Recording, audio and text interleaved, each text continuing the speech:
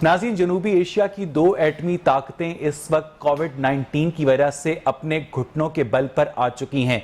ये दोनों एटमी ताकतें एक दूसरे के खिलाफ दिफा के लिए अरबों डॉलर के बजट को मुख्तस करती हैं, लेकिन इस वक्त हिंदुस्तान के पास ऑक्सीजन की कमी है और पाकिस्तान के पास वैक्सीन की कमी है।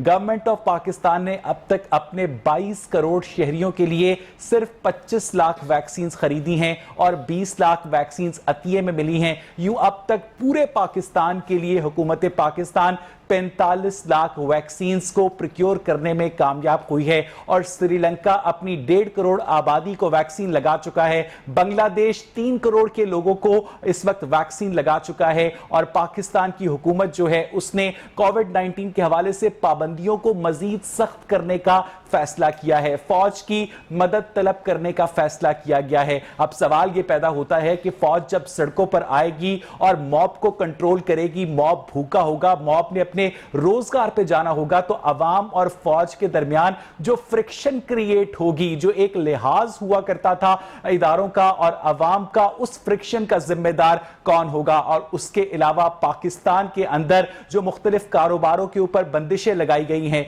2 बजे के बाद दफातर बंद करने का कहा जा रहा है, 50% हाजिरी का कहा जा रहा है। अगर इस सब की कॉस्ट को कैलकुलेट किया जाए तो गवर्नमेंट ऑफ पाकिस्तान जो वैक्सीन जो खरीदनी चाहिए थी गवर्नमेंट ऑफ पाकिस्तान को, गवर्नमेंट ऑफ पाकिस्तान वो वैक्सीन खरीदने में मुकम्मल तौर पर नाकाम नजर आती है। बहुत छोटे छोटे ममालिक जिनकी आबादी 2 करोड़ 3 करोड़ 4 करोड़ है, उन्होंने भी अपने अवाम को फ्री वैक्सीन देनी शुरू की है और पाकिस्तान जो है वो प्राइवेट सेक्टर के थ्रू वैक्सीन फरोख्त करने की भी इजाजत दे रहा है। हुकूमत पाकिस्तान ने ड्रैप के थ्रू जो रूसी स्पुतनिक 5 वैक्सीन है जिसकी आलमी मार्केट में कीमत $10 है यानी 1500 रुपए है, उसको 12,000 रुपए 8,500 रुपए में फरोख्त करने की इजाजत दी है और वो प्रैक्टिकली 12,500 रुपए में फरोख्त हो रही है। इसी सारे मामले पर आज के प्रोग्राम में हम बात करेंगे। मेरे साथ स्टूडियोज में मौजूद है मोहतरम वहीद गुल साहब, रहनुमा PMLN के मोहतरम अमजद इकबाल साहब हमारे उस्ताद हैं, सीनियर सहाफी और तज्जियाकार हैं, और टेलीफोन लाइन पर मेरे साथ शौकत बसरा साहब मौजूद हैं, रहनुमा पाकिस्तान तहरीक इंसाफ के।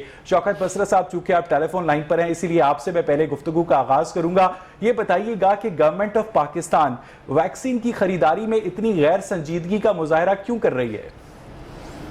देखिए, बहुत ही आपका इम्पोर्टेंट क्वेश्चन है। कोई गैर जिम्मेदारी का मुजाहरा नहीं कर रहे। इश्यू में ये आया है, पहले हमारा चाइना जो हमारा बहुत ही जबरदस्त और मुखलिस साथी है, हर अच्छे बुजुर्ग पे हमारे साथ खड़ा होता है, उन्होंने हमें डोनेट की। उसके बाद असल में पूरी दुनिया के अंदर इसकी शॉर्टेज हो गई है। अभी आप देख लीजिए कि जो प्राइवेट कंपनीज मंगवा रही थी उनकी भी अलग वो किंतन मंगवा रही है, वो किस तरह मंगवाना चाह रहे थे तो अवेलेबल नहीं हो रही। हमने ऑर्डर प्लेस किए हुए हैं और इंशाल्लाह मुझे बहुत उम्मीद है कि बहुत जल्द वो आना शुरू हो जाएगी। और दूसरी बात आपको मैं अर्ज करूँ कि सबसे अवैध हमें सबसे जो इम्पोर्टेंट बात करने वाली वो ये है कि हमें इस नाजुक सूरत हाल पे, जहाँ पे इस वक्त देखे ना बहुत सारे ममालिक जिनकी इकोनॉमी बड़ी स्ट्रांग थी, जिनके पास अभी वैक्सीनेशन ऑलमोस्ट मुकम्मल हो गई है, वहां पे भी लोग इकोनॉमी से मर रहे हैं। आप यूके देख लें, उसने तमाम दुनिया को बैन कर दिया है। अमेरिका के अंदर हाल देखिए, अभी इंडिया जिसकी आप मिसाल खुद दे रहे हैं, उनके तो मुल्क के अंदर बन रही है वैक्सीन। अभी आज हालत देखिए, वहां पर लोग सड़कों पे मर रहे हैं, बहुत बुरी हालत है। हम जो कर सकते हैं, मैं ये समझता हूं। मुझे शौकत बसरा साहब दोबारा बताइएगा कि क्या 22 करोड़ की आबादी के लिए 45 लाख वैक्सीन काफी हैं जो आप लोगों ने प्रोक्योर की हैं? और अगर वर्ल्ड मार्केट में कोरोना वैक्सीन की शॉर्टेज है तो नेपाल ने 1.5 करोड़ वैक्सीन कहां से ली? श्रीलंका ने 3 करोड़ की वैक्सीन कहां से ली? बांग्लादेश ने 3 करोड़ की वैक्सीन कहां से ली? सदके खैरात के ऊपर क्या 22 करोड़ का मुल्क चलाया जा सकता है? शौकत बसरा साहब, पूरे पाकिस्तान की 22 करोड़ की आबादी को अगर आप फाइजर की वैक्सीन की 2 डोजेस लगाएं तो आपके $8 अरब बनते हैं और स्टेट बैंक ये कहता है कि आपके पास इस वक्त $16 अरब के रिजर्व्स हैं। ये रिजर्व्स हमने क्या करने हैं शौकत बसरा साहब? अब तक गवर्नमेंट ऑफ पाकिस्तान ने सिर्फ $2.5 करोड़ की कोरोना वैक्सीन खरीदी है। अच्छा, बड़े ही आपके दोनों सवाल मैं इंटरलिंक करूं। एक तो आप ये कह रहे हैं कि हमने अभी तक इतनी बड़ा ममालिक ने करनी है, प्लान इतनी करनी है, हम इतनी लिखते हैं। मैं फिर आपको अर्ज कर रहा हूँ कि हम रिलाई ये कर रहे थे कि हमें इंडिया खुद नहीं बना रहा, ये बात आप तरह से रखिएगा। इंडिया के अंदर भी इंटरनेशनल कंपनीज हैं जिन्होंने अपने नहीं सर, इंडिया की जो अपनी वैक्सीन है उसका नाम कोविशील्ड है जो सीरम इंस्टीट्यूट ऑफ इंडिया बना रहा है। उसके अलावा एस्ट्राजेनेका की जो भी आउटडोर प्रोडक्शन है वो इंडिया में हो रही है। शौकत साहब, आइए, इसी की बात मैं कर रहा हूँ जी। इंडिया अपनी वैक्सीन भी बना रहा है। हाँ, बना रहे हैं, लेकिन हम वो तो खरीद ही नहीं रहते, हम तो वही खरीद रहे थे जो इनका प्लांट वहां पे लगा हुआ है। अच्छा, वो हमें फिर कह रहा हूँ कि हमने ऑर्डर दिए हुए थे, नहीं पहुंच सकी। लेकिन जो बात मैं करना चाह रहा था, जरा मैं कह रहा हूँ कि हमें उस पर जरा अपना मुकम्मल मौका मिलने में आपके एक सवाल का जवाब दूं। खुदारा मेरी गुजारिश सिर्फ इतनी है कि अल्लाह ताला ने पहले भी कर्म किया है, हमने अमली भी तय की, लोगों ने भी तावन किया।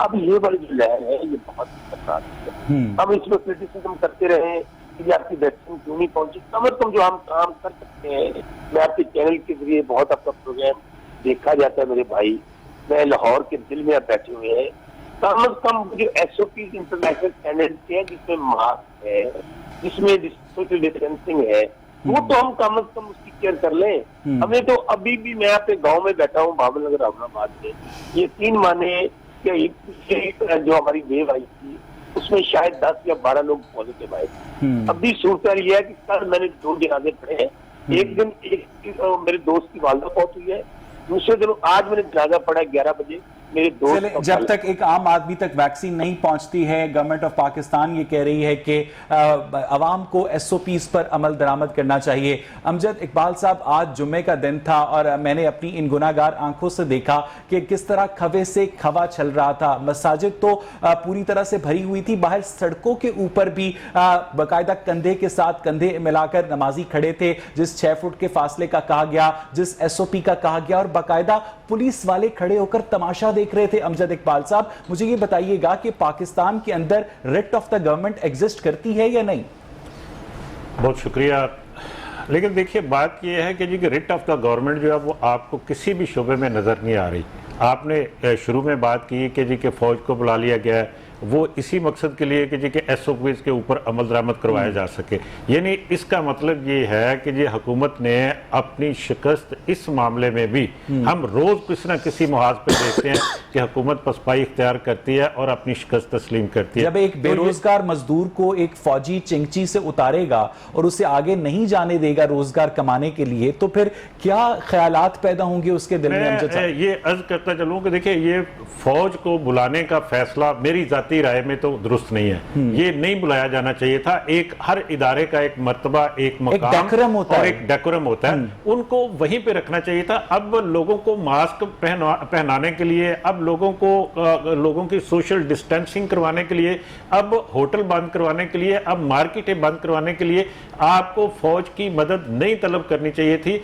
आपके पास बहुत से दीगर इदारे मौजूद हैं, पुलिस मौजूद है, आपके पास स्पेशल फोर्सेस मौजूद है, आपके टाइगर फोर्स इवन के टाइगर फोर्स का आप जो बिल्कुल वो मिलियंस में जिनकी हुई थी रजिस्ट्रेशन, वो कहां पे हैं। फिर उसके अलावा आपके पास उससे थोड़ा सा ऊपर चले जाएं तो आपके पास रेंजर्स भी मौजूद है। आप डायरेक्टली जब आप कहते हैं कि जी कि फौज को तलब कर लिया गया, फौज को बुला लिया गया, तो मेरे ख्याल में कि ये एक मुनासिब बात नहीं है। लेकिन इसके साथ साथ ये जो दूसरी बात हम बात कर रहे हैं ना कि जी कि यहाँ पे SOPs की, तो SOPs के ऊपर अमल दरामद करना मेरी जिम्मेदारी भी है, आपकी जिम्मेदारी है, और हर आम शख्स की जिम्मेदारी है कि हम SOPs के ऊपर अमल दरामद करें।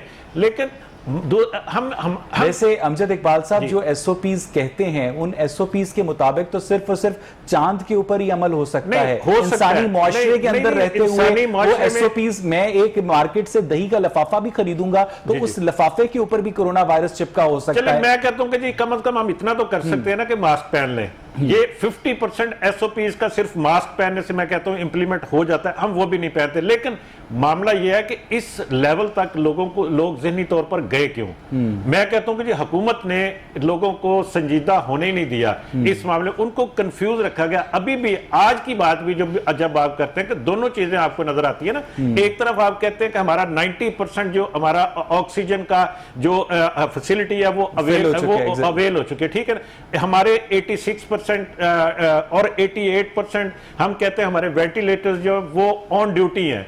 सर, हमारे पास पाकिस्तान के पास इस वक्त टोटल 1800 वेंटिलेटर्स हैं 22 करोड़ की आबादी के लिए, तो उसको हम परसेंटेज में लाकर ना कंफ्यूज कर देते हैं अमजद साहब जी। मैं परसेंटेज की बात यह कि आप 1800 का 80% निकाल लें, 90% निकाल लें, क्या बाकी बचता है? यानी आपके पास अगर आप वो निकालते हैं रेशो, तो आपके पास 200 वेंटिलेटर होंगे जो इस वक्त आपके पास स्पेयर होंगे पूरे पाकिस्तान में।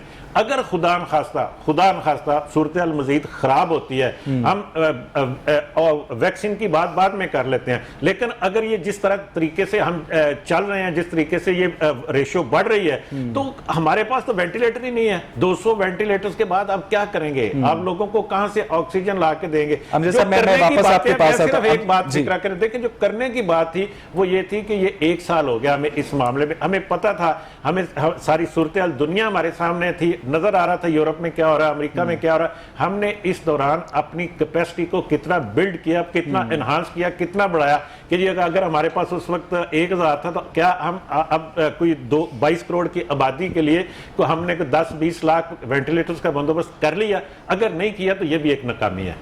वहीद गुल साहब, आप भी गवर्नमेंट के इकदामात को देख रहे होंगे।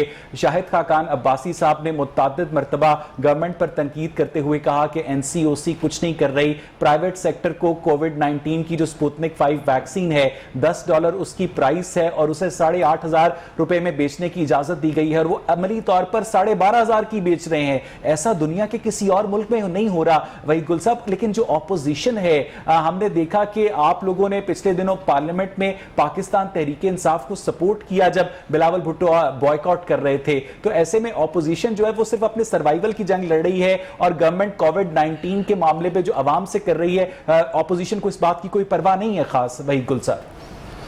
बिस्मिल्लाहिर्रहमानिर्रहीम। सबसे पहले तो शौकत बसरा साहब की मुझे कोई आवाज़ नहीं आई कि क्या कहा उन्होंने, लेकिन हमारा एक पुराना तल्लक है, मुझे पता है कि वो जहां पर भी हो चूरन अच्छा जो है वो बेच लेते हैं।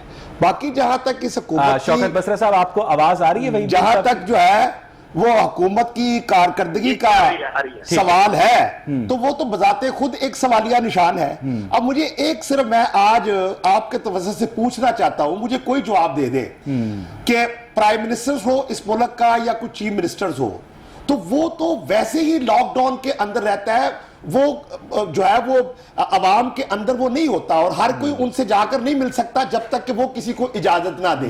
तो अगर वो क्या इन लोगों ने एसओपीज के ऊपर जो है वो अमल नहीं किया, या वो क्या वजूहत थी कि ये जो है वो खुद शिकार हो गए और जो कि अब अवाम को फौज के जरिए से ये वो एसओपीज के ऊपर अमल दरामद कराएंगे कि जिससे जो है वो कोरोना से जो है वो बचाया जा सके। अमजद इकबाल साहब ये कह रहे हैं कि फौज को बुलाने का फैसला गलत है। जी, मैं देखिए बात सुनिए, फौज को लाने का फैसला गलत या सही का तो ये फैसला बाद में होगा कि ये किस मकसद के लिए लाया जा रहा है। क्यों कि इसकी वजह यह कि ये कोई इस वक्त कोई ऐसे हालात नहीं चल रहे। इस वक्त हुकूमत को आज जो शर्मनाक, आप बात कर रहे थे अपोजिशन की, आज जो शर्मनाक वाकया पाकिस्तान की तारीख के अंदर हुआ है कि जब पूरा पाकिस्तान जो है वो देख रहा था और समझ रहा था कि नबी करीम सल्लल्लाहु की नाबूस का मामला है और कोई मुश्तरका तौर पर कोई ऐसी करारदाद आएगी कि जिससे जो दिल आजारी मुसलमानों की हुई है शायद उस पर कोई मलम रखा जाए। लेकिन आपने देखा कि किस तरह से हुकूमत ने आज जो है वो राह फरार जो है इसके ऊपर हम बात करते हैं। बात ये करने के बाद वहीद साहब रुकिएगा। शौकत बसरा साहब आपको मेरी आवाज आ रही है? शौकत बसरा साहब मुझे ये बताइएगा कि जो पुलिस और रेंजर्स अवाम को मास्क नहीं पहना सके, क्या फौज अवाम को मास्क पहना पाएगी? और क्या फौज को इस तरह से सड़कों पे तैनात करना, उनका जो लोगों के साथ इंटरेक्शन करना है वो एक इदारे के डेकोरम के मुताबिक होगा? शौकत बसरा साहब।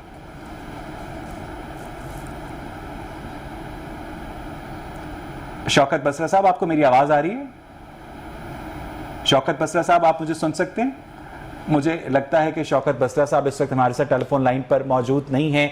अमजद इकबाल साहब, आप क्या समझते हैं कि गवर्नमेंट ऑफ पाकिस्तान जो है वो तमाम तर अपनी तवज्जो कॉस्मेटिक इकदामात के ऊपर दे रही है?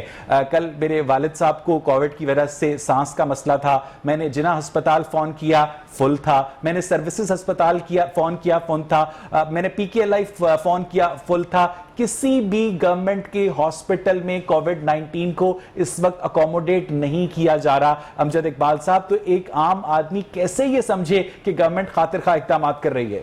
नहीं कर रही। मैंने पहले भी अर्ज किया, देखिए बात यह है कि जब आप 90% या 80+ पे जब चले जाते हैं तो इसका मतलब है कि आप फुल है। आपने 2-4%, 5% वो रखा होता है, या तो उनकी खराब होते हैं, वैसे ही आपको पता है कि उनमें कोई ना कोई मसला होता है, या कोई वीआईपीज के लिए उन्होंने कुछ ना कुछ उसमें 2-4% रखे होते हैं। बाकी आम लोगों के लिए, आपके लिए, मेरे लिए वो नहीं होते, ना ही वो मिलते हैं इस तरह से। वो जैसे मिलते हैं आपको भी पता है और मुझे भी पता है। मैंने पहले भी अर्ज किया कि देखिए, जो चाहिए ये था कि कैपेसिटी को बढ़ाना, और हमें पता प्रैक्टिकली था। अमजद इकबाल साहब, इस वक्त गवर्नमेंट ऑफ पाकिस्तान की जो पॉलिसी नजर आती है कोविड-19 को लेकर, वो ये है कि जो बच गया वो बच गया, जो मर गया वो मर गया। गेट वेल सून और रेस्ट इन एक पीस। सवाल का जवाब आप शौकत बसरा से या किसी से जी, दे दें। जी। अभी वेंटिलेटर की बात यहां पर हो रही थी कि सिर्फ 1800 हैं, तो ये तो बड़ा दावा जो है वो मिनिस्टर साहब करते थे कि जनाब वेंटिलेटर जो पाकिस्तान ने बनाना शुरू कर दिए उनको और अब साइंस एक्सपोर्ट होना शुरू हो जाएंगे। वजारत से तो हटा मुझे दिया गया बताएं है ना कि वहां पर वेंटिलेटर की तादाद पूरी चौधरी होगी को साइंस कि एंड जो वहां से टेक्नोलॉजी हटा दिया गया, साइंस और टेक्नोलॉजी से हटाकर यहां वजीर इत्तलात बना दिया गया और शिबली फराज को वहां पर जो है वो लगा दिया गया। शौकत बसरा साहब, जिसके जवाब आज आने चाहिए। शौकत बसरा साहब, दो बातें हैं। पहली बात यह है कि जो रेंजर्स और पुलिस अवाम को मास्क नहीं पहना सकी, एसओपीज पर अमल दरामद नहीं करवा सकी, क्या फौज करवा पाएगी? और क्या इस तरह से फौज को सड़कों पर तैनात करने का फैसला अवाम का और फौज का जो एक बामी मोहब्बत का रिश्ता है उस डेकोरम को अफेक्ट नहीं करेगा? शौकत बसरा साहब, मुझे आपकी भी सवाल की समझ नहीं आई और दोस्तों ने भी इस फैसले पे तनकीद की। मैं हैरान हूँ कि अगर हम लोग दीन के नाम पे, मजहब के नाम पे, इस्लाम के नाम पे, लाशों के नाम पे, कुदरती आफात पे असर करेंगे और यहाँ पर दूसरों को नीचा दिखाने की कोशिश करेंगे, मैं तो यही कहूंगा, इन्ना लिल्लाहि व इन्ना इलैहि राजिऊन। इसके अलावा मैं कुछ नहीं कर सकता। गुजारिश ये है, फौज, rangers, police, law enforcing agencies, ये एक गवर्नमेंट का हिस्सा है। अगर वो लोग हमें इसमें तावन करेंगे तो इससे क्या फौज बदनाम हो जाएगी, आवाम में पता नहीं क्या हो जाएगा। What a question this is यार। आप इस वक्त पूछने वाली ये है। मुझे शौकत बसरा साहब एक बात बताएं। शौकत बसरा साहब, आप बिल्कुल ठीक। शौकत बसरा साहब, पहले मैं जवाब मुकम्मल करूँ जी, पहले मैं जवाब मुकम्मल करूँ जी। मैं अगर सीरियल 1 पर 3 लोग आप इकट्ठे हैं तो मुझे बात करते जी, बात मुकम्मल कर लेते। गुजारिश में आपको सिर्फ ये अर्ज करता हूँ कि फौज जो है इस काम के लिए बुलाई, हम इस काम के लिए उनको क्या सारी की सारी फौज पर क्यों क्या गई है? और फौज का मतलब रेंजर्स भी अभी आप जो कह रहे थे वो हमने इसलिए बुलाई है कि हम लोग एसओपी क्या है, हमें फर्ज करे अगर पुलिस कम पड़ जाती है, फौज में एडेन आ जाती है। यहाँ पे अगर मैं आपको मिसाल देता हूँ, अभी आप इंडिया में सिर्फ वो जो आज ट्वीट किए गए है ना, या जो लोग सड़कों पे बैठे सिर्फ गैस की वजह से मर रहे हैं, अगर तो आप ये चाहते हैं कि हमारी सड़कों पे लोग इस तरह। अच्छा शौकत बसरा साहब, एक छोटी सी बात, क्या एयरपोर्ट सिक्योरिटी फोर्स के स्टाफ से हम लाहौर बोर्ड के मैट्रिक के पेपर्स ले सकते हैं? अजीब सवाल है आपका ये भी। जी, मैं यही पूछना चाह रहा हूं। जी हाँ, मैं ये पूछना चाह रहा हूं कि जिसका काम उसको साजे और करे तो ठीका बाजे। मुझे शौकत बसरा साहब, मुझे बात पूरी कर लेने देना, मुझे सवाल पूरा कर लेने दें। मैं जिस तरह आपने अपना जवाब पूरा किया।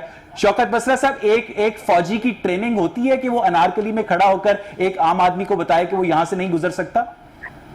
एक फौजी की ट्रेनिंग होती है कि जब सैलाब आता है, जब हादसा होते हैं तो वहां पे फौजी की ट्रेनिंग होती है। क्या बात कर रहे हैं यार? फौज को हम इसलिए बुला रहे हैं कि आप लोग बात टेलीविजन से बैठ के आप सिर्फ इस बात पर तनकीद करना शुरू कर दे कि फौजी अवाम में क्यों आ रहे हैं, फौजी लोगों की जाने बचाने क्यों आ रहे हैं। अगर उनको बताएगा आगे, भाई अल्लाह का नाम मानो यार, हम सब लोगों की जान देखते हैं, उसने आपको गोली चलानी है, उसने बंदूकें चलानी है। नहीं, ये काम आप पुलिस से नहीं करवा सकते, ये काम आप रेंजर से नहीं करवा सकते, ये काम आप पुलिस से नहीं करवा सकते, ये काम आप रेंजर से नहीं करवा सकते। ठीक है, तीनों से ये बात कह रहा हूँ, अब तीनों से ये बात कर रहा हूँ। शौकत बसरा साहब, हम अल्लाह का नाम माने और आप लोग जो हैं, ठीक है, मेरे घर में अगर 10 लाख के निकली ना जिससे कि कोरोना से लोग मरे हुए हैं, सड़कों पे फिर रहे हैं और वैक्सीन नहीं मिल रही, या उनको गैस नहीं मिल रही है, वेंटिलेटर नहीं मिल रहा। मैं देखूंगा, मैं किस तरह प्रोग्राम में आगे बात। पूरी दुनिया की हुकूमतें शौकत बसरा साहब वैक्सीन लगा रही हैं, आप लोग फौज लगा रहे हैं। करे यार, ना करे यार, अपने हालात देखें आप। चलें, शौकत बसरा साहब जरा तवक्कुफ कीजिएगा। मेरे साथ इस वक्त टेलीफोन लाइन पर, चलें शौकत बसरा साहब मुझे 1 मिनट दीजिएगा। शौकत बसरा साहब मुझे 1 मिनट दीजिएगा। सैयद अजमत अली मौजूद हैं, सदर हैं मरकजी तंजीम ताजरान लाहौर के। अजमत साहब, आप क्या समझते हैं कि गवर्नमेंट की जानिब से पाबंदियां मजीद सख्त करने का ऐलान किया गया है, आप इन फैसलों का खैर मकदम करते हैं अजमत साहब? जी बिस्मिल्लाहिर्रहमानिर्रहीम। देखिए जी, जो गवर्नमेंट ने ये पाबंदियां लगाने के मामला को किया है, तो मेरी रिक्वेस्ट है इमरान खान साहब से कि जितनी ये टाइम टेबल है इसको 6 बजे तक ना किया जाए, इसको जैसे टाइम रूटीन में चला था इसको वैसे चलाया जाए, क्योंकि जितना दिया 6 बजे का, इसमें तमाम मार्केटें बंद होती हैं, तमाम ट्रैफिक बढ़ जाती है, जिससे बढ़ती है तो कोरोना उसके अंदर भी फैलने का खतरा होता है। दूसरा, गवर्नमेंट ने जो पाबंदियां लगाई हैं, मतलब जैसे हम फैसले करना जा रहे हैं, ये फौज को लाने का, लॉकडाउन के मुतालिक बातें हो रही हैं, तो हमारी पाकिस्तान इसका मुतहम्मिल नहीं है कि यहाँ मुकम्मल लॉकडाउन लगा जाए। जो मईशत है वो इतनी हमारी मुकम्मल नहीं है कि इधर लॉकडाउन लगा जाए। लेकिन अब तो वजीर आजम इमरान खान ने वो गाड़ियों का इंतजाम कर दिया ना, कोई भूखा ना सोए। नहीं, वो कर दिया, लेकिन सर वो यहाँ नहीं पूरा हो सकता।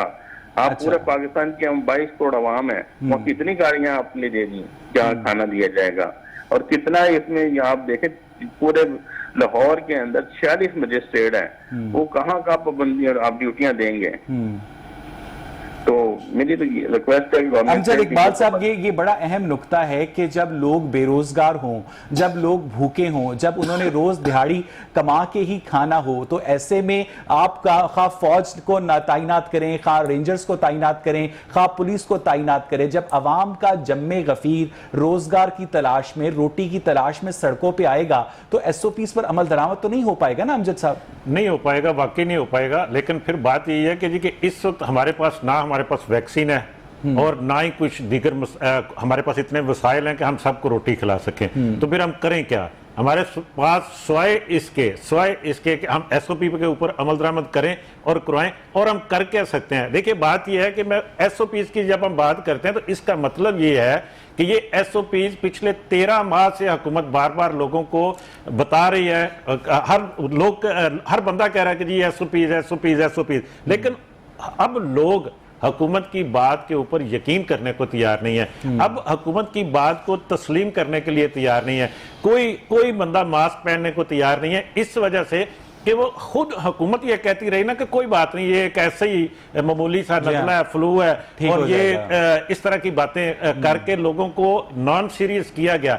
अब हुकूमत ये चाहती है कि जी कि हम इसके ऊपर और कुछ नहीं कर सकते, ना हम वेंटिलेटर ज्यादा कर सकते हैं, ना हम ऑक्सीजन की कैपेसिटी बढ़ा सकते हैं, ना हमारे पास वैक्सीन के लिए वसाइल हैं। तो हम SOPs के ऊपर अमल दरामद करवाएं, अगर और लोग इसके ऊपर अब तैयार नहीं है, मानने को तैयार नहीं है, तो वो फौज आएगी, फौज आके लोगों को डराए। वो कहते हैं जी गोलियां नहीं मारनी, क्यों नहीं? अगर फर्ज करें कोई नहीं इंप्लीमेंट करता तो फिर इसका मतलब यह है कि लोगों के दिलों से क्रिएट होगा। यही बात है ना, लोगों के दिलों से आप फौज की इज्जत, रिस्पेक्ट, क्यों आप उनको डायरेक्ट कर रहे हैं कि जी के खत्म हो? ये नहीं करना चाहिए, नहीं ये मुनासिब। हाँ, ये बात ठीक है कि जी के उसके ऊपर नहीं। शौकत बसरा साहब जो बात कर रहे थे कि अगर जलजिला हो, सैलाब हो, नहर की सफाई हो, मैं एक बसरा साहब को एक मिसाल देता हूं। हमारे पास छोटी सी गन से लेके पिस्टल से लेके हमारे पास एटम बम भी है। तो ये बताइए मुझे कि क्या हम ऊपर से शुरू करते हैं या नीचे से शुरू करते हैं? क्या हर चीज ये तोप से मक्खी मारने वाली बात है? यही बात है ना, जिसकी जहां पे जरूरत होती है उसको वो इस्तेमाल किया जाता है। यहाँ पर तवक्कुफ कीजिएगा, मुझे अजमत अली साहब से एक छोटी सी बात पूछनी है। अजमत अली साहब, आपका मुतालबा है कि जो दुकानें हैं वो ज्यादा देर के लिए खोली जाएं ताकि रश डिवाइड हो। अगर गवर्नमेंट आपका मुतालबा नहीं सुनती, अपने ही वज़ा करदा SOPs पर अमल दरामद करवाती है, तो आप किसी किस्म की स्ट्राइक या हड़ताल करने का इरादा रखते हैं अजमत साहब? जी देखिए जी, जब गवर्नमेंट ताजरों की बात नहीं सुनेगी, ताजर को कुछ ना कुछ करना पड़ेगा ना, हड़ताल पे जाएगा या अपने मार्केटों को। देखिए, ताजर ने हमेशा गवर्नमेंट का साथ दिया है, ताजर हमेशा सरकार के साथ चलता है, लेकिन गवर्नमेंट ताजर के साथ कम चलती है। उनको उतना प्रोटोकॉल, उनका जो हिस्सा है उनको नहीं दिया जाता। ताजरों को टैक्स के अंदर इतना पीसा जाता है कि जो ताजर बेचारा टैक्स भी दे रहा है और उसके ऊपर पाबंदियां भी लगाई जा रही हैं।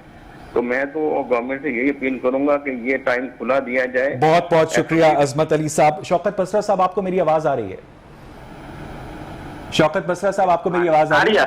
जी शौकत बसरा साहब, जो अमजद इकबाल साहब बात कर रहे हैं कि अगर खुदा ना खास्ता किसी जगह पर मजमा कंट्रोल नहीं होता, सख्ती करनी पड़ती है फौज को, तो अवाम और फौज के दरमियान जो वो फ्रिक्शन क्रिएट होगी उसका जिम्मेदार कौन होगा? शौकत बसरा साहब, ये काम हम पे छोड़ दें, हुकूमत हमें पता है।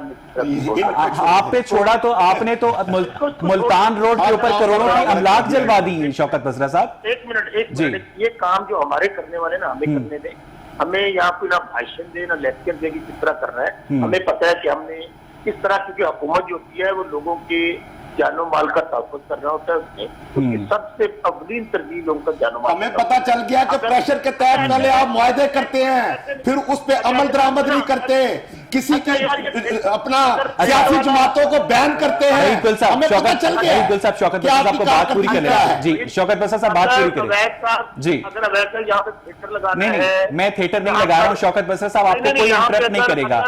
शौकत बसरा साहब, आपको कोई इंटरप्ट नहीं करेगा। मैंने आपसे सवाल पूछा है, आपको पूरा हक है, आप उसका जवाब दें प्लीज। Go ahead. अगर यहाँ ड्रामे वाले किरदार बैठाया है तो सीरियस गुफ्तगू है, लोगों की जानो माल का इशू है। थिएटर लगाना है तो कहीं को बाहर जाके लगवा ले। मैं संजीदा बात करने आया हूँ, संजीदा बात का जवाब जी। क्या गुजारिश? आप ना किसी की जान की हिफाजत कर रहे हैं, ना किसी की माल की हिफाजत कर रहे हैं। शौकत बसरा साहब को बात पूरी करने दें। वहीद गुल साहब, एक मिनट दे दें। वहीद गुल साहब, ये टाइम जाया हो रहा है। वहीद गुल साहब, यकीन करेंगे टाइम जाया हो रहा है। शौकत बसरा साहब, आप अपनी बात पूरी करें, फिर आप कमीशन बनाते हैं। वहीद गुल साहब प्लीज 1 मिनट दे दें। जी शौकत बसरा साहब, वहीद गुल को किसी ड्रामे में भेजे या फिल्मी शूटिंग में भेजे या बुला लिया इनको आपने। मुझे बात करने दे, अपनी बात पे मुझे गालियां भी देंगे, मैं नहीं बोलूंगा, इंटरप्ट नहीं करूंगा। ठीक है, मुझे संजीदा बात कर लेने दे। जी शौकत बसरा साहब, आप अपनी बात को पूरा करें। अच्छा, मैं ये कर रहा था कि हुकूमत का अव्वलीन फर्ज होता है लोगों के जानो माल का तहफ़्फ़ुज़। वो हम हर कॉस्ट पे करेंगे, और अगर अल्लाह ना करे हमने अगर ना किया तो यही आप टॉक में बैठोगे कह रहे होंगे क्या हुकूमत कर रही थी, हुकूमत ने क्यों नहीं लोगों को रोका। ये सबसे पहले इसी चैनल में बैठ के मेरा भाई मुझे कह रहा होगा और मैं कहूंगा भाई बिल्कुल ठीक है। शौकत बसरा साहब, अगर आप इजाजत दें, शौकत बसरा साहब आप इजाजत दें, मुझे एक छोटी सी ब्रेक लेनी है। मैं आपसे मजीद बात करूंगा और आपको कोई इंटरप्ट भी नहीं करेगा बीच में। नाज़रीन, जब हम ब्रेक से वापस आएंगे तो अपने पार्टिसिपेंट्स के हवाले से, कोविड-19 के हवाले से गवर्नमेंट की एफर्ट्स और अपोजिशन की तनकीद पर बात करेंगे। ब्रेक के बाद स्टे विद अस। वेलकम एक नाज़रीन, ब्रेक से पहले हम बात कर रहे थे कोविड-19 की। इस वक्त जो बिगड़ती हुई सूरत हाल है, शौकत बसरा साहब हमारे साथ टेलीफोन लाइन पर मौजूद थे। जब फौज की तैनाती के हवाले से उनसे बात की गई तो उन्होंने ये कहा गया कि गवर्नमेंट जो मुनासिब समझेगी करेगी अवाम के जानो माल के तहफ़्फ़ुज़ के लिए। मुझे अमजद इकबाल साहब आपसे ये जानना है कि मैं जिस जगह पर लाहौर में रहता हूँ उस घर के पास ही एक बंदे की मोटरसाइकिल थी, 24,000 रुपए की रोड प्रिंस मोटरसाइकिल थी, जो तहरीक लब्बैक के कारकुन रफीक ने जला दी थी जिस दिन रॉइट्स हो रहे थे। उसको गिरफ्तार भी किया गया और वो मुआहदे के बाद रिहा भी हो गया। अब वो शख्स जिसकी मोटरसाइकिल जलाई गई वो मेरे पास आया और मुझसे पूछने लगा कि अवैस भाई, क्या मैं उस रफीक की मोटरसाइकिल जलाने में या साइकिल जलाने में हक बजाने हूं कि नहीं? देखिए, बात यह है कि इस हवाले से हुकूमत को चाहिए कि ये जिन लोगों का नुकसान हुआ उनका अजाला करे। ये देखिए, ये होता है हुकूमत ने अपनी दिफा के लिए या उन्होंने बेहतर समझते हुए मुल्क के लिए, मैं ये कह देता हूँ कि जी कि उन्होंने समझते थे कि ये बेहतर है तो उन्होंने उनके साथ एग्रीमेंट कर लिया। और लेकिन मामला ये जिन लोगों का नुकसान हुआ, जिनकी जानें गई, जो जख्मी हुए या जिनकी अमलाक जल गई, उनका नुकसान जो पूरा करना वो हुकूमत की जिम्मेदारी है। हुकूमत ने मुआहदा करके उनको बेल आउट किया ना, हुकूमत ने उनको छोड़ा। जैसे अभी बसरा साहब कह रहे थे हुकूमत जो बेहतर समझती है करती है, ये बात ठीक है, लेकिन हुकूमत के कुछ फ़राइज़ भी होते हैं। वो फ़राइज़ हुकूमत का ये फ़र्ज है कि वो उन लोगों का नुकसान, उनका अजाला करे और उनको मुआवजा दे। ये बात वो ठीक है अगर कोई, वो आप समझते हैं जो इस्लामी कानून है, और अगर ऐसा हुकूमत नहीं करती तो वो शख्स रफीक जिसकी रोड प्रिंस मोटरसाइकिल जलाई गई है, कसास इसी को कहते हैं ना, वो बदला लेने में हक बजाने होगा। वैसे तो कसास इसी को कहते हैं कि जी कि अगर किसी की कोई हाथ काटा तो उसका जवाब में हाथ काट ले या उसका मुआवजा ले। ये इस्लाम का कानून तो यही कहता है। लेकिन ये हुकूमत की भी जिम्मेदारी है कि वो अगर वो उसको कोई छोड़ना चाहती है, उनको किसी वजह से बेल आउट करना चाहती है, तो वो जिसकी मोटरसाइकिल जली है उसको नुकसान का शौकत बसरा साहब, आपको आवाज आ रही है? जी बिल्कुल। शौकत बसरा साहब, इस पर आप कमेंट कर दीजिएगा कि मेरे घर के पास ही एक शख्स की मोटरसाइकिल जलाई गई तहरीके लब्बैक के कारकुन की जानिब से, बाद में वो मुआहदे के बाद रिहा हो गया। जिस बंदे की मोटरसाइकिल जलाई गई वो मुझसे पूछ रहा था कि क्या मैं उस कारकुन की मोटरसाइकिल जला सकता हूं कि नहीं, क्योंकि रियासत तो मुआहदा करके बैठ गई है। बड़ा बड़ा अनफॉर्चुनेट हुआ था उसको, तो जो भी हुआ मैं समझता हूँ ये बिल्कुल नहीं होना चाहिए था। ना तहरीके लब्बैक वालों की जानिब से जब उन्होंने हमारी लार्ज पोर्शन जनती के जिस तरह निशाना बनाया, जिस तरह पूरे मुल्क को चौक दिया, और उसके बाद जो अमल हुआ कि जो उनके ऊपर जाहिर है उन्होंने किडनैप किया था लोगों को, वो भी मैं समझता हूँ दोनों तरफ से बुरा हुआ। अब जो आपका सवाल है, बिल्कुल आपकी बात से मैं एग्री करता हूँ, ये बहुत जुल्म और ज्यादती है कि अगर उनके साथ ये हुआ है तो मैं वैसे एडवाइस करूंगा बेशक तो मेरा नंबर दे दे, जिनका मोटरसाइकिल जला है, कुछ हुआ है। नहीं सर, ये इंडिविजुअल मामला नहीं था, इसको मिसाल को हाईलाइट करने का मकसद ये था कि पॉलिसी क्या है। आप कितने रफीक होंगे जिनको हम नहीं जानते होंगे, कितने लोग होंगे जिनकी मोटरसाइकिलें जनी होंगी जिनका हमें नहीं पता होगा, जिनका नुकसान हुआ है, वो अपना इंतकाम किससे लें? जी, हुकूमत ने देखिए इंतकाम वाला काम तो हमें नहीं करना, तो जाहिर है जो होना तो हुआ। अब हम ये सर मैं आपकी गाड़ी जला दूंगा, आप चुपचाप बैठे रहेंगे? मैं बताता हूँ जी, मैं बताता हूँ जी। हमने ये तय किया गवर्नमेंट ने कि इस दौरान जिनका माली नुकसान हुआ है गवर्नमेंट उनको देने के लिए तैयार है। आप लिस्ट बना के मुझे व्हाट्सएप कर दें, जिन जिन लोगों, क्योंकि हम लोग उसके लिए कलेक्ट कर रहे हैं। आपने बहुत अच्छा किया, आपने पॉइंट आउट किया कि आपका तो पड़ोसी है, आपको अपने टीवी चैनल से बेशक इसकी खबरें कलेक्ट कर ले। जितने लोग भी हैं जिनका नुकसान हुआ है माली, मेरा आपका वादा है आप हमें व्हाट्सएप कीजिए, हुकूमत उनको पूरा करने की जिम्मेदार है। चलें, ये तो अच्छी बात है शौकत बसरा साहब, लेकिन मसला यही है वहीद गुल साहब की स्पेशल ब्रांच को हम मुखालिफिन की जासूसी के लिए तैनात करते हैं, उनसे हम ये लिस्टें नहीं बनवा सकते।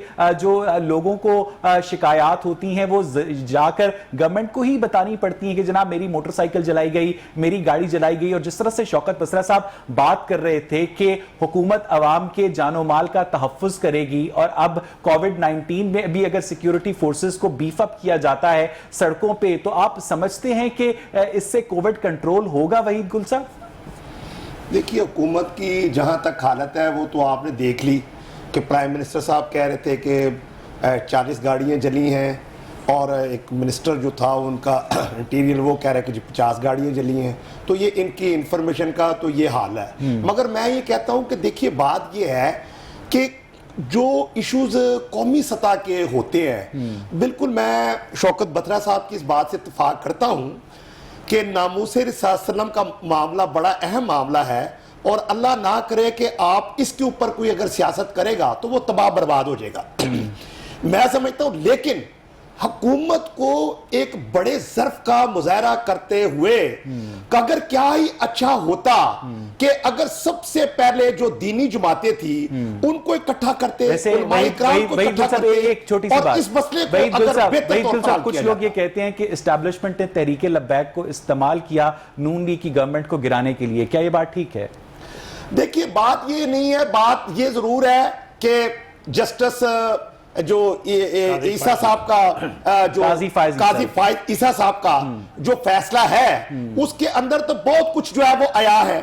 अगर क्या ही अच्छा होता अगर उसके ऊपर अमल दरामद हो जाता तो शायद आज ये सूरत हाल पैदा ना होती। आप ये मान रहे हैं कि ऐसा किया गया, तो उसके बावजूद आप इन लोगों को सपोर्ट कर रहे हैं? देखिए मेरी गुजारिश सुने, ये सपोर्ट करने की बात नहीं है, ये सरकार दो आलम की नामूस की बात है। और ये बात ये है कि चूंकि फ्रांस के सदर ने सरकारी सतह के ऊपर जो है वो तस्दीक की है, तो फिर इसका जवाब भी सरकारी सतह के ऊपर ही जाता है। अगर सरकारी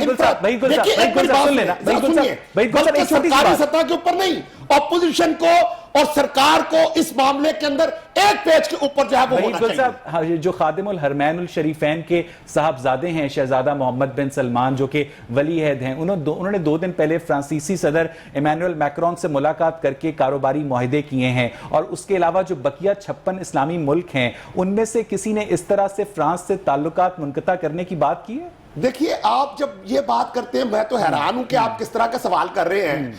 अगर कहीं पर मामला आता है अफगानिस्तान का या कहीं और पर जंग जारी होती है तो आप बात ये करते हैं कि आप पाकिस्तान की बात करें। देखिए हर एक को अपने अमाल का जो है वो जवाब देना है। हम पाकिस्तान के बाशिंदे हैं, हम उस लिहाज से सोचेंगे। अगली बात यह है कि हम क्या कह रहे हैं, हम ये क्या कह रहे हैं, ये हंगामा असेंबली के अंदर क्यों हुआ। और आप ये देखिए कि खाकान अब्बासी जैसा शख्स नरम मिजाज रखने के बावजूद अगर वो जूता मारने मराने के ऊपर तुल आया है तो वो ये अंदर की रसूल पाक सल्लल्लाहु अलैहि वसल्लम की जो मोहब्बत है ये उसका जोश और जज्बा सामने आ जाता है। अमजद इकबाल साहब होश से काम ले, होश से। अमजद इकबाल साहब, पाकिस्तान में रिलीजियस नोशंस को क्या इस्तेमाल किया जाता है पॉलिटिक्स के लिए, और क्या ये बात पूछना गलत है कि बकिया 56 इस्लामी ममालिक का रिस्पॉन्स क्या था इस मामले पर? देखिए, पहली बात तो ये कि ये कोई शक नहीं है इसमें कि इस्तेमाल किया जाता है और हमेशा से किया जाता रहा है। इसको आप जितने मर्जी पीछे चले जाएं, आपको पहले दिन से लेकर आज तक आपको हर जगह ये नजर आएगा। बल्कि पाकिस्तान की जो फातिमा को भारतीय एजेंट भी करार दिया गया। जी बिल्कुल ऐसा ही है, या दोनों सूरतें आपको नजर आती है ना कि जी पाकिस्तान की बुनियाद ही मजहब की के ऊपर रखी गई और एक इस्लामी रियासत के तौर पर इसको बनाया गया। तो ये वहां से लेके आज तक आपको ये हर जगह नजर आता है। दूसरी बात आप कर रहे थे कि जी के बाकी ममालिक के वाले थे। मैं वहीद गुल साहब की ये बात से इत्तेफाक करता हूं कि देखिए पाकिस्तान में जितनी भी है, हम इसको कह सकते हैं थोड़ी है या ज्यादा, लेकिन जमहूरियत है, उसमें वो अलग बात है, कभी कभी चली जाती है, लेकिन इस वक्त है, लोग बोल सकते हैं, कह सकते हैं, लेकिन वहां पे जमहूरियत नहीं है। वहां पे बादशाह था जिनका आप जिक्र कर रहे हैं, वहां पे लोगों को बात करने की आजादी नहीं है। अगर आप वहां पे लोगों को आजादी दे तो हो सकता है वहां तुर्की में भी बादशाहत नहीं है, मलेशिया में भी बादशाहत नहीं है, लेकिन उनके तुर्की के सदर ने जाके वहां पे फ्रांस के सदर के साथ कोई मुआहदा नहीं किया, ठीक है, लेकिन उन्होंने सफीर को निकालने की बात भी नहीं की। मैं मानता हूं इस बात को कि यहाँ पे जब ये बात आती है ना कि थोड़ा सा जज्बाती यहाँ पे हम लोग ज्यादा कुछ इस वजह से भी कि ये बात ठीक है कि जी के रिएक्शन देने में, मैं उसकी बात, मैं नमूज की बात नहीं कर रहा कि नमूज के हवाले से सारे मुसलमानों के एक ही जज्बात होंगे, लेकिन रिएक्शन के हवाले से इस खित्ते की ये रवायत है। आप ये देखिए कि ये सदियों से यहाँ पे लोग ज्यादा गुस्से वाले, ज्यादा जज्बाती और ज्यादा अग्रेशन वाले रहे हैं। 50 किलोमीटर दूर जब इंडिया की सरहद शुरू होती है तो वहां के 25 करोड़ मुसलमान इसी तरह से नहीं, वहां पे मैं आपको एक मिनट मैं बात कर रहा हूं कि इंसानी रवैयों की, वहां पे आपको हिंदुइज्म नजर आता है। आप ये देखिए वो कितने शिद्दत पसंद है। और वहां पे किसी मुझे अमजद साहब यहाँ पर एक ब्रेक लेनी है, नाज़रीन हम जब ब्रेक से वापस आएंगे तो अपने पार्टिसिपेंट से ये पूछेंगे कि इस वक्त पाकिस्तान जिन हालात से गुजर रहा है, ऐसे में गवर्नमेंट की ऑपोजिशन पर और ऑपोजिशन की जो गवर्नमेंट पर तनकीद है उसमें अवाम जो कोविड-19 से सफर कर रहे हैं उनके लिए कुछ किया जा सकता है, इस पर बात करेंगे एक ब्रेक के बाद। Stay with us.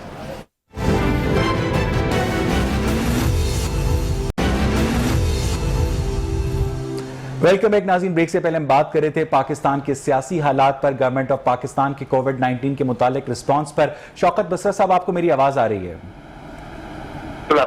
Shaukat Basra साहब, गवर्नमेंट ऑफ पाकिस्तान ने इजाजत दी है drug regulatory authority of Pakistan के थ्रू प्राइवेट सेक्टर को कि वो रशियन स्पुतनिक 5 वैक्सीन जिसकी कीमत $10 है वो पाकिस्तान में 8,500 रुपए की फरोख्त कर सकते हैं, और प्रैक्टिकली वो वैक्सीन इस वक्त 12,500 रुपए की फरोख्त हो रही है। वही स्पुतनिक 5 वैक्सीन इंडिया में 1,500 रुपए की दस्तयाब है। ये अवाम से लूटमार क्यों हो रही है शौकत बसरा साहब?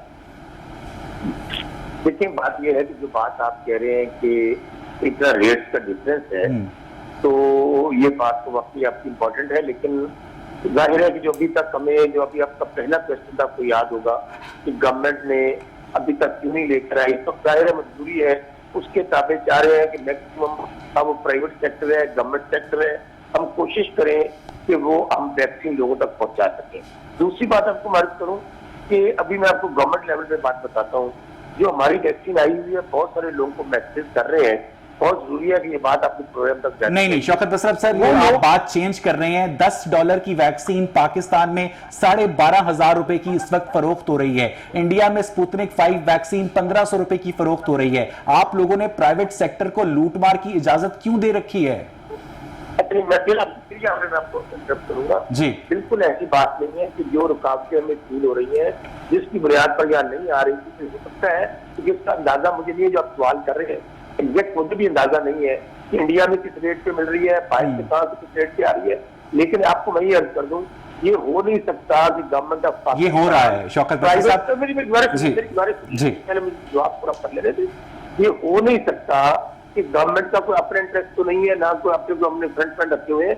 ये जाहिर है कि मुझे अभी पता कि 4-5 शौकत खाना में एक वहां पे चले अमजद इकबाल साहब, आपको याद होगा आमिर कियानी का नाम जो कि वजीर सेहत थे और उसके बाद उन पर इल्जामात साबित हुए तो उन्हें पार्टी में ओहदा दे दिया गया। शौकत बसरा साहब कह रहे हैं कि ये हो नहीं सकता कि इतनी महंगी वैक्सीन पाकिस्तान में फरोख्त की जाए।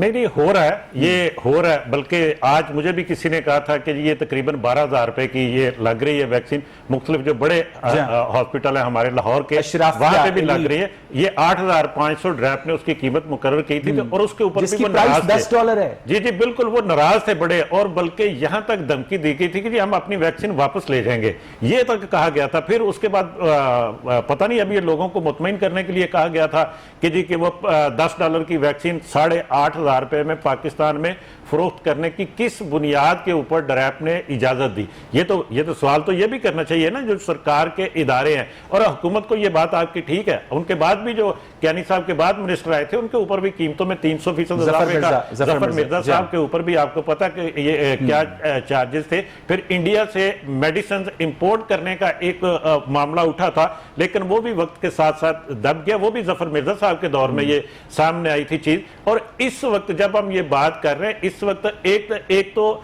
ये है कि जी हम इंपोर्ट करने की बात करते हैं। इस वक्त आज की बात मैं आपको कर रहा हूं कि मुझे कुछ ये बताया जा रहा था कि किसी दोस्त ने बताया कि पाकिस्तान से जो इस तरह की जान बचाने वाली अद्वियात है वो स्मगल की जा रही है, पाकिस्तान से जा रही है। सवाल वहीद गुल साहब, अबसार आलम साहब जो कि साबिक चेयरमैन हैं पेमरा के, सीनियर सहाफी हैं, बड़ा अफसोसनाक वाकया हुआ, उन पर कातलाना हमला हुआ। ऑपोजिशन ने करारदाद पेश की कौमी असेंबली में कि उसके ऊपर बात की जाए। अब तक ऑपोजिशन ने ऐसी कोई करारदाद पेश नहीं की कि अवाम को फ्री वैक्सीनेशन दी जाए। क्यों?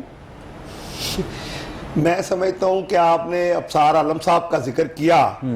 अब देखिए, इस मुल्क के अंदर बात करना भी जुर्म है। ऐसे ऐसे ऑर्डिनेंस जो है वो आ रहे हैं कि अगर आप बात करेंगे तो आपको जो है वो कैद कर दिया जाएगा। बात यह है कि अबसार आलम जब चेयरमैन, मेरा सवाल ये नहीं था, मेरा सवाल ये था कि आप पब्लिक इंटरेस्ट में क्यों नहीं आप ऑपोजिशन की अपना किरदार अदा करते हैं? अगर उनको आटा महंगा मिल रहा है, चीनी महंगी मिल रही है, वैक्सीन नहीं लग रही है, उस पर कोई तहरीक इल्तवा जमा नहीं होती। आप क्या बात कर रहे हैं जी? तहरीके इल्तवा से लेकर सवालात से लेकर वक्फा सवालात के अंदर आप उठाकर देख ले, कौमी असम्बली के वक्फा सवालात देख ले, सूबाई असम्बली के वक्फा सवालात देख ले, इन चीजों से भरे पड़े हैं। और उसके बाद जैसे इजलास खत्म होता है, हम बात आप हुकूमती अरकान को जफियां डाल रहे होते हैं। बहुत बहुत शुक्रिया वहीद गुल साहब, अमजद इकबाल साहब, शौकत बसरा साहब, आपके वक्त का बहुत बहुत शुक्रिया। नाज़रीन, आज का प्रोग्राम आपने देखा, अपने फीडबैक से हमें जरूर कीजिएगा। प्रोग्राम देखने के लिए शुक्रिया।